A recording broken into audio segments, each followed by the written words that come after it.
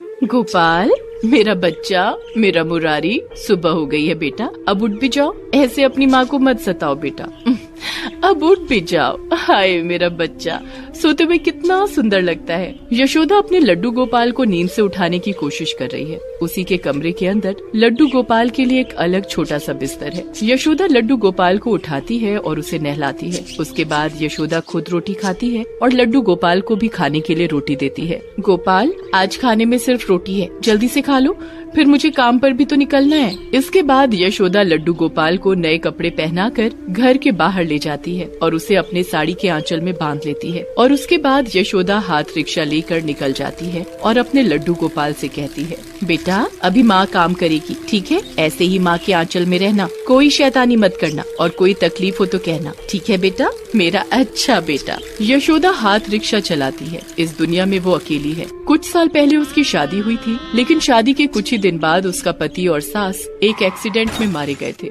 तब से यशोदा अकेली है और हाथ रिक्शा चलाकर अपना पेट पालती है। यशोदा को हमेशा से एक बेटा चाहिए था, जो कि अभी असंभव है। इसीलिए वो लड्डू गोपाल को ही अपना बेटा मानती है। हर रोज उसे ऐसे आंचल में लेकर काम पर निकलती है और दोपहर को खाने के लिए एक होटल में जाती है। होटल वाली का नाम मंजू है। मंजू बहन, मुझे जल्दी चावल दाल दीजिए, बहुत भूख लगी है, खाना खाकर फिर काम पर लगना है। ठीक है यशोदा, बैठ जा। और तेरे गोपाल के लिए क्या लाऊं? गोपाल के लिए कुछ मिठाई दीजिए, साहबजादे ने आज सुबह रोटी खाई थी, उसे ज्यादा भूख नहीं है।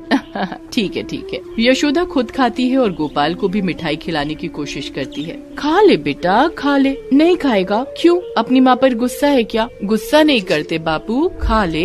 यशोदा ऐसे ही प्यार से लड्डू गोपाल का ख्याल रखती है। शाम को यशोदा घर लौटती है और गोपाल को सुलाकर खुद भी सो जाती है। और सुबह उठकर वो चौंक जाती है। वो देखती है कि घर का दरवाजा खुला हुआ है। घर के अंदर से सब कुछ गायब है। उसके कपड़े, सारे बर्तन और सारे पैसे भी गायब है। चोर चोर, मेरे घर से सब कुछ चोरी हो गया है, चोर चोर। यशोदा लड्डू गोपाल के बिस्तर के पास जाती है और देखती है कि लड्डू गोपाल अपने बिस्तर पर ही है।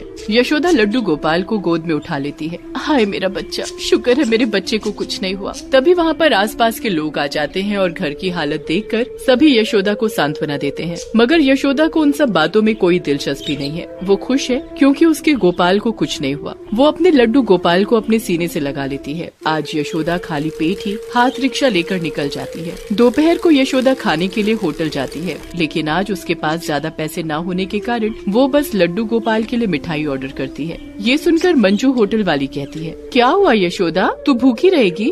यशोदा मंजू को घर में हुई चोरी के बारे में बताती है और उसके बाद कहती है, और आज गोपाल के लिए मक्खन भी खरीदना है, उसे मक्खन बहुत पसंद है ना, बहुत दिन हो गए हैं इसे मक्खन खिलाए हुए। हाय मेरी यशोदा, माँ हो तो तेरे जैसी, बच्चे को मक्खन खिलाने के लिए खुद भूखी रहने के लिए भी तैयार है। तू और तेरा गोपाल हमेशा खुश रहे। मैं तेरे लिए भी खाना लाती हूँ, पैसे नहीं चाहिए। खाना खाकर यशोदा फिर से काम पर लग जाती है। लड्डू गोपाल उसके आंचल में है। मगर कुछ देर चलते चलते यशोदा का एक पैर पत्थर से टकरा जाता है और वो पेट के बल गिर जाती है और लड्डू गोपाल का एक हाथ टूट जाता है। यशोदा रोने लगती है, ये क्या हो गया, मेरे गोपाल का हाथ टूट गया। हे भगवान, मैं कैसी माँ हूँ, अपने बेटे का ख्याल भी नहीं रख सकती। यशोदा गोपाल को लेकर दौड़ते हुए अस्पताल जाती है। वो डॉक्टर के पास जाकर रोते हुए कहती है, डॉक्टर साहब, मेरे बेटे को ठीक कर दीजिए। क्या हुआ है उसे? कहाँ है तुम्हारा बेटा? ये रहा, इसका हाथ टूट गया है, अभी ऑपरेशन कर दीजिए ना, मेरे गोपाल को तकलीफ हो रही है।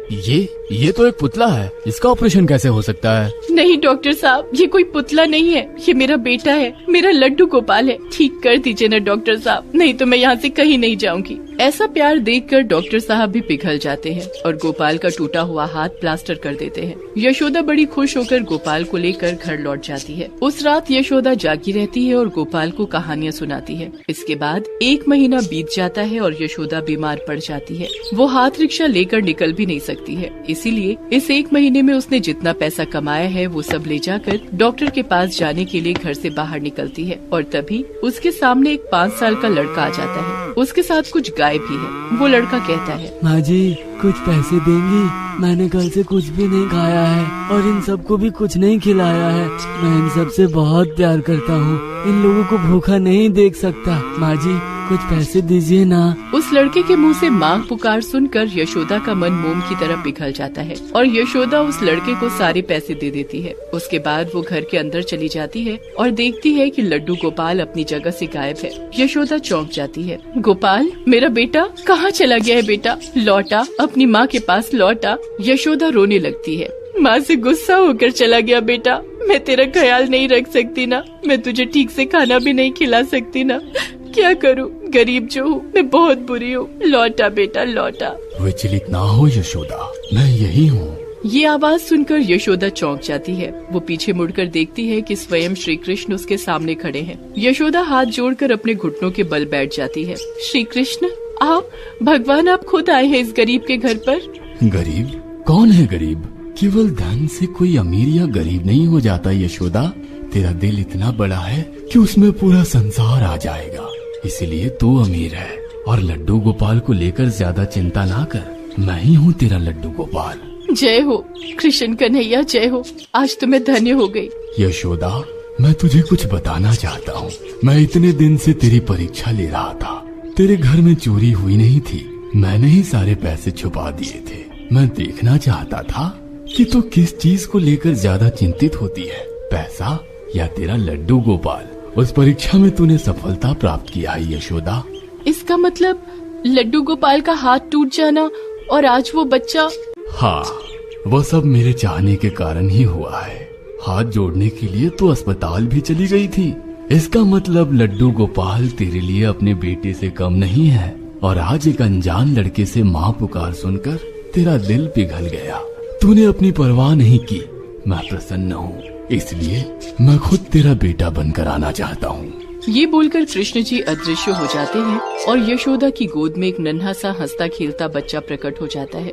उस बच्चे के सर पर एक मयूर पंख है। वो दिखने में बिल्कुल लड्डू गोपाल की तरह ही है। यशोदा का हर सपना पूरा हो जाता है। उसे एक बेटा मिल जाता है और उसकी गरीबी भी दूर हो जाती है। ऐसे ही लड्डू गोपाल यशोदा की गोद में एक इंसान के रूप में आ जाते हैं। श्री कृष्ण की लीला से यशोदा का जीवन बदल जाता है।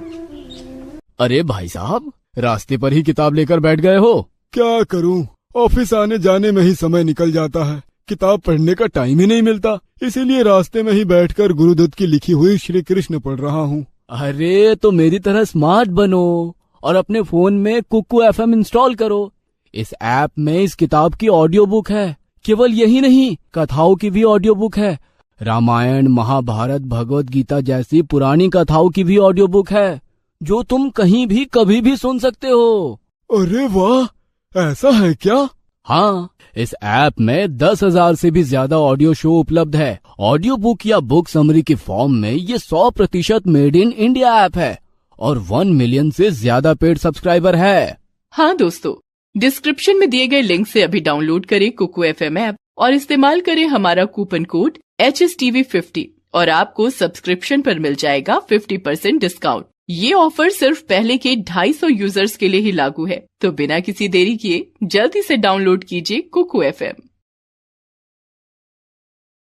रमेश अंजलि को मारने के लिए एक डंडा उठाता है और तभी कान्हा उस डंडे को पकड़ लेता है। रमेश हिल भी नहीं पाता। कान्हा के शरीर में इतनी शक्ति आई कहाँ से? बिमला देखती है कि कान्हा के मुंह पर मक्खन लगा हुआ है। ये देखो, ये फिर से मक्खन चोरी करके खा रहा था। आज इसका भी काम तमाम करना पड़ेगा। मुंह खोल, खोल मुंह। कान्हा मुंह खोलता है और सभी देखते हैं कि कान्हा के मुंह के अंदर पूरा ब्रह्मांड है। सभी चौंक जाते हैं। इस कहानी की शुरुआत कुछ साल पहले होती है। अंजलि गाँव की एक भोली भाली लड़की है। उसके पिता एक खेत में मजदूरी करते हैं। बहुत कम पैसों में उन लोगों का घर चलता है, इसीलिए अंजलि ने हमेशा से ही दुख सहा है। उसे उम्मीद है कि एक दिन उसकी शादी होगी और उसके बाद उसे सुख का एहसास होगा। लेकिन अंजलि की शादी के रास्ते में एक बहुत बड़ी समस्या है। अंजलि काली है, इसीलिए कोई भी लड़का उसे पसंद नहीं करता है। उसके पिता भी इस बात को लेकर चिंतित हैं। एक दिन अचानक से अंजलि के पिता की तबीयत खराब हो जाती है और वो गुजर जाते हैं। तब गांव के लोग अंजलि से शादी कर लेने के लिए कहते हैं। अरे अंजलि, अब तू शादी कर ले,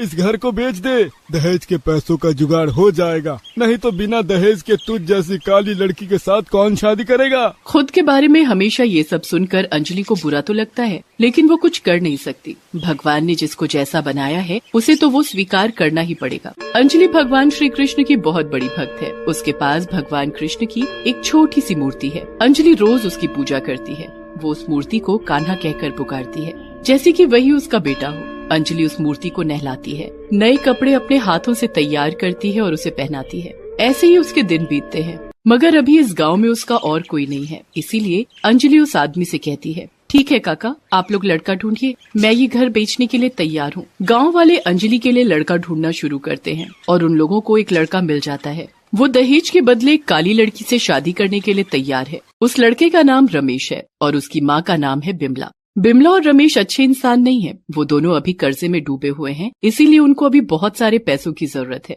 रमेश के साथ अंजलि की शादी तय हो जाती है और अंजलि घर बेचकर पूरा पैसा बिमला के हाथ में दे देती है और रमेश के साथ अंजलि की शादी हो जाती है। अंजलि ससुराल चली जाती है। वो साथ में उस नन्हे कान्हा की मूर्ति को भी ले जाती है। अंजलि का सपना पूरा होता है। उसे पति मिलता है, ससुराल मिलता है, एक परिवार मिलता है। हे भगवान, आपका बहुत बहुत धन्यवाद। आपने मुझे एक परिवार दिलाया।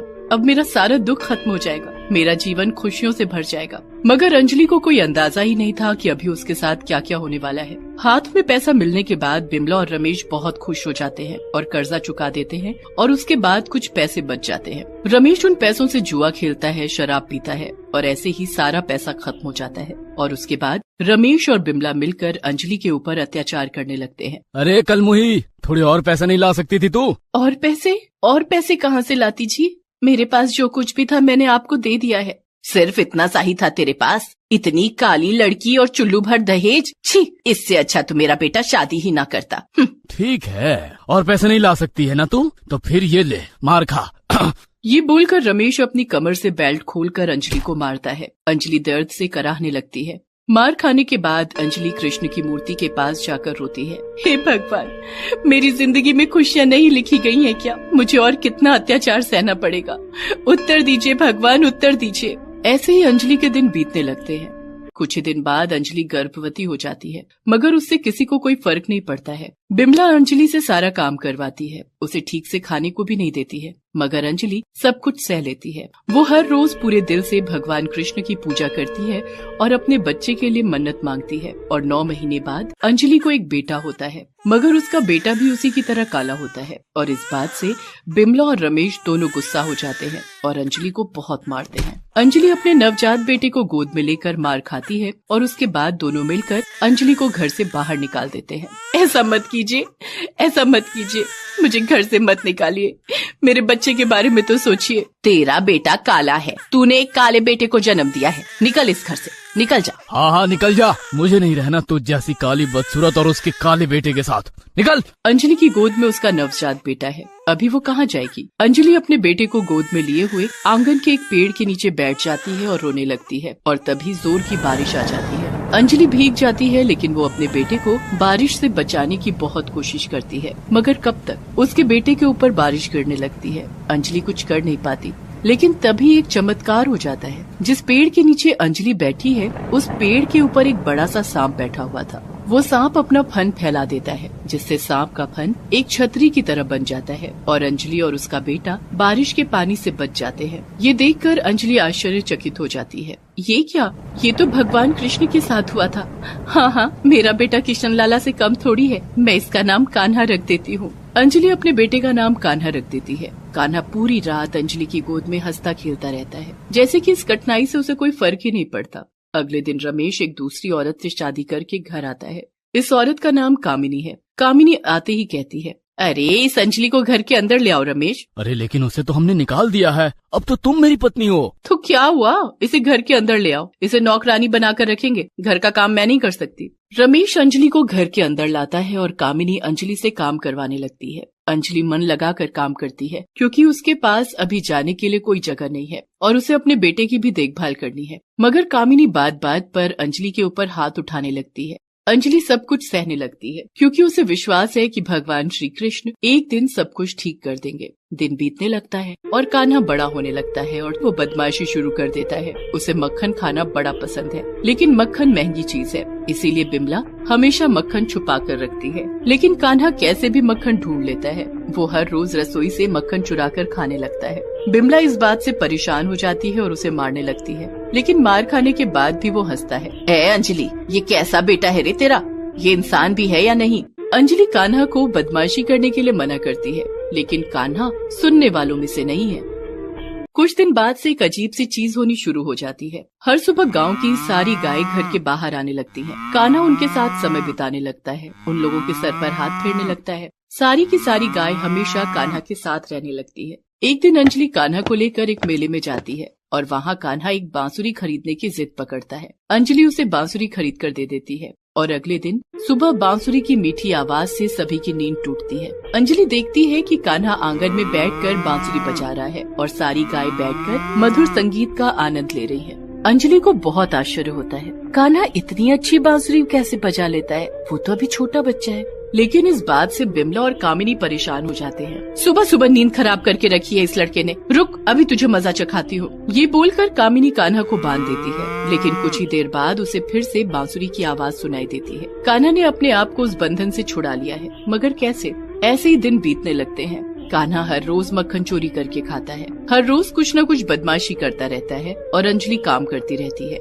एक दिन अंजलि कामिनी के पैर दबा रही थी और इतने में अंजलि थोड़ा जोर से पैर दबा देती है और कामिनी को लग जाती है। वो गुस्सा हो जाती है और अंजलि को मारने लगती है। करमचली, कल मुही मुझे मारना चाहती है तू? मुझसे जलती है ना तू? नहीं नहीं, वो तो गलती से सब कुछ समझती हूँ मैं। इतने में बिमला और रमेश आ जाते हैं और तीनों मिलकर अंजलि को मारने लगते हैं। आज तो तुझे मार ही डालूंगा, हाँ, काली भूतनी कहीं की। ये बोलकर रमेश अंजलि को मारने के लिए एक डंडा उठाता है और तभी कान्हा उस डंडे को पकड़ लेता है। रमेश हिल भी नहीं पाता। कान्हा के शरीर में इतनी शक्ति आई कहाँ से? बिमला देखती है कि कान्हा के मुंह पर मक्खन लगा हुआ है। ये देखो, ये फिर से मक्खन चोरी करके खा रहा था, आज इसका भी काम तमाम करना पड़ेगा। मुंह खोल मुंह। कान्हा मुंह खोलता है और सभी देखते हैं कि कान्हा के मुंह के अंदर पूरा ब्रह्मांड है। सभी चौंक जाते हैं। तभी एक चमत्कार हो जाता है, कान्हा भगवान कृष्ण के रूप में प्रकट होते हैं। ये देखकर सभी हाथ जोड़कर नीचे बैठ जाते हैं। भगवान श्री कृष्ण आप? हाँ,